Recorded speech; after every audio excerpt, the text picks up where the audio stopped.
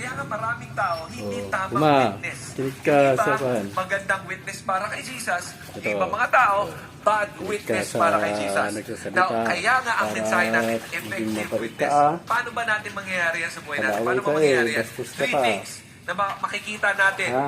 dun sa mga characters na Kinig pag-aaralan ka. natin. Ha? Number one, to be an effective witness, kailangan we have the right view of Jesus. Second, to be an effective witness, kailangan i-carry natin yung cross niya.